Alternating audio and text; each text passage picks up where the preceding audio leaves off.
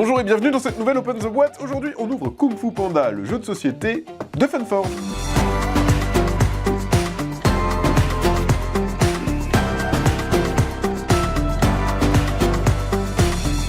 Kung Fu Panda, le jeu de société, c'est pour 2 à 4 joueurs à partir de 8 ans. Ça dure à peu près une demi-heure la partie. Ça dépend en fait, parce que si vous voulez jouer en mode campagne ou en mode mission, c'est possible. Vous allez voir que dans le jeu, on propose différentes manières de jouer, pour les experts et pour les plus jeunes aussi. Qu'est-ce qu'on retrouve dans la boîte? C'est une boîte avec pas mal de matos. On a la règle du jeu, qui présente le matériel et le système du jeu.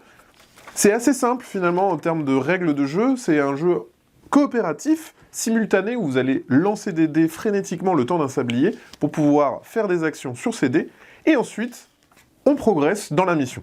Chaque mission, alors elles sont répertoriées ici, vous pouvez jouer une mission simple, ou vous pouvez les faire d'affilée. Voilà, et à chaque fois, il y a une mise en place des différents éléments de plateau, etc. Et les missions sont différentes, donc, et elles sont rejouables, pas de souci, bien évidemment. Donc là, on a sur toutes les missions le rappel des différentes tuiles, des différents jetons, etc. Et le remerciement à tous les backers sur Kickstarter. On va avoir, tout d'abord, des planches de tuiles. Alors, on a les morceaux de terrain. Donc là, par exemple, on a un joli pont, voilà, on a un temple, etc. Il y a différentes tuiles, et à chaque fois, ces tuiles, elles vont être agencées pour fabriquer justement un niveau qu'il faudra parcourir. Alors des fois, ça peut être juste un pick up and delivery, des fois, ça peut être des ennemis à battre, etc., etc. Donc ça, c'est les tuiles. On a aussi les petits jetons. Ces jetons vont être utilisés dans certaines missions. Ça va être par exemple des personnages à aller secourir ou à aller vaincre. Voilà, on a d'autres tuiles terrain ici. À chaque fois, c'est recto verso, hein. Donc en termes de diversité, il y a pas mal de choses. Ensuite, alors ça se dépunch tellement bien que ça se dépunch déjà, on a les différents personnages que vous allez pouvoir contrôler. Ça se présente sur la forme de ces petites tuiles. Chaque personnage a à chaque fois son pouvoir. Voilà, donc en fonction de qui vous prenez, ça va changer aussi la donne. Et à ces personnages, vous allez associer une petite roue. Quand vous allez lancer les dés, il y a une phase qui va vous demander d'avancer sur cette roue. Et c'est cette roue du destin qui va faire générer des monstres, et aussi attaquer les monstres. Donc, c'est pour ça qu'on peut lancer les dés autant de fois qu'on veut, techniquement, mais plus on les lance, plus on risque de se taper des trucs pas sympas. Et à chaque fois, elles sont recto-verso, parce que vous avez une version facile et une version expert. Et en fonction du nombre de joueurs, les roues sont prédéfinies.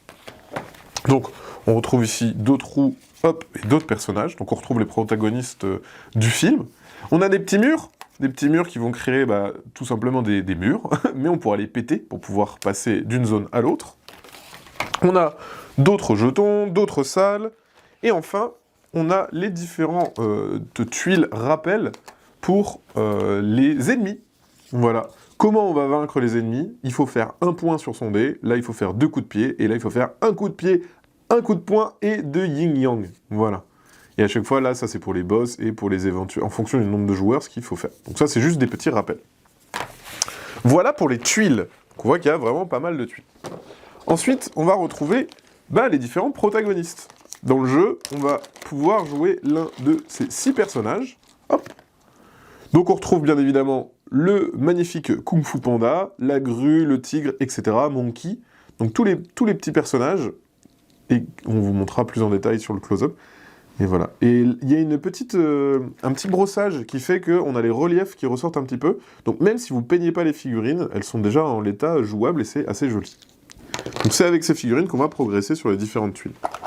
Pour reconnaître vos différents personnages, on va avoir les petits socles juste ici. Voilà, ils se clipsent à vos bonhommes, tout simplement. Touc. Voilà. Ensuite, on va retrouver les petits jetons pour compter les points de vie et la progression sur votre jauge. Donc je vous l'ai dit juste avant, vous allez avoir cette petite roue du destin, donc c'est avec ce petit jeton que vous allez notifier où vous en êtes, et vous avez votre personnage, donc là, prenons par exemple Mantis, voilà, qui se clip juste ici, et c'est ici qu'on va notifier les points de vie qui vous restent sur votre jauge. Quand vous arrivez à 0, vous êtes KO, heureusement, vos petits copains vont pouvoir vous aider. Je vous ai dit, on va lancer des dés. Les dés, les voici. Hop.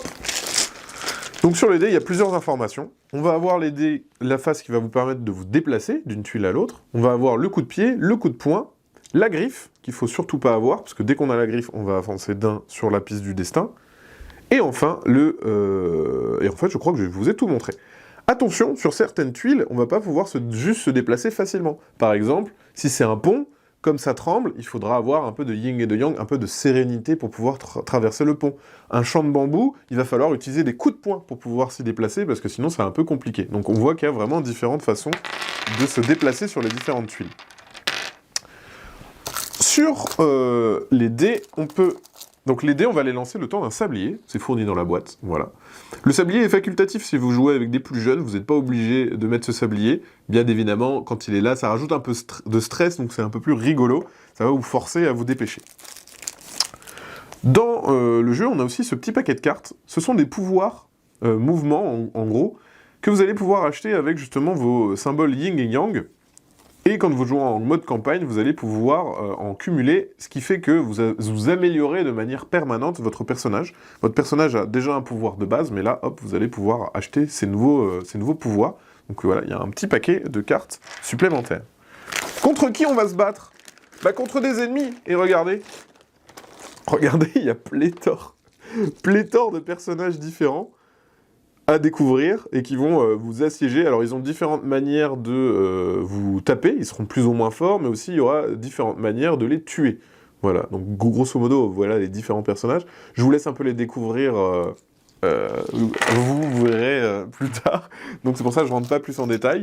Et chaque personnage aussi, on va lui attribuer un petit socle, ça permet d'y voir beaucoup plus clair quand on va aller les taper.